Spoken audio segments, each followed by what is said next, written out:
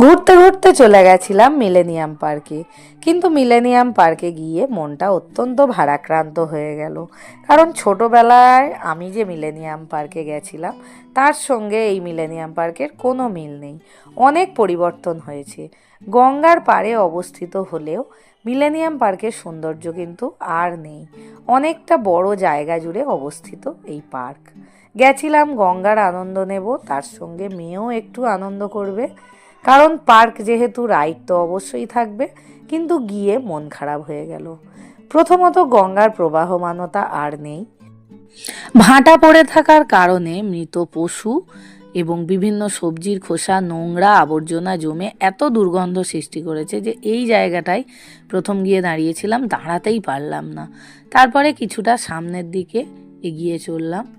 গাছপালা বলতে তেমন কিছুই নেই, বড় বড় গাছপালাই আছে। নতুন করে কোনো চারা গাছ এখানে মনে হয় আর পোতা হয় না, বা সেইভাবে মেনটেনেন্সও হয় না। যেসব চেয়ারগুলো আছে সেগুলো জরাজীর্ণ, ভাঙা, আর লোকজনও মনে হয় সেইভাবে আসে না।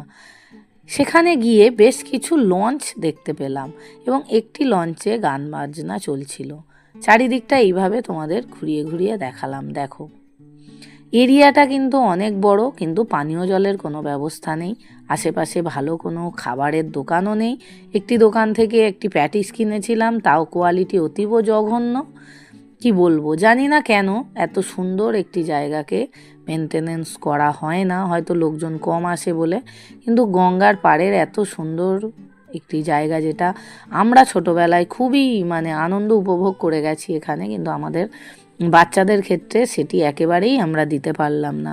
গিয়ে নিরাশ হলাম, মেয়েও আনন্দ করতে পারলো না, কারণ দুটো পার্ক আছে, নাম্বার 1, নাম্বার 2।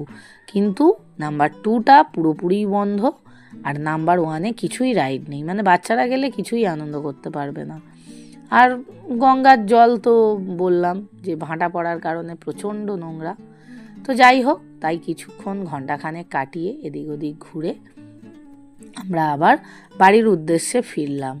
তো যারা শুধু মিলেনিয়াম পার্কের উদ্দেশ্যে ওখানে যাবে তারা কিন্তু নিরাশ হবে। আর এই পার্কের পাশ দিয়েই কিন্তু চক্ররেলের লাইন গেছে। আর এই টুকিটাকি ছোটোখাটো 2-1টা দোকান, খাবারের কোয়ালিটি কিন্তু ভালো নয়।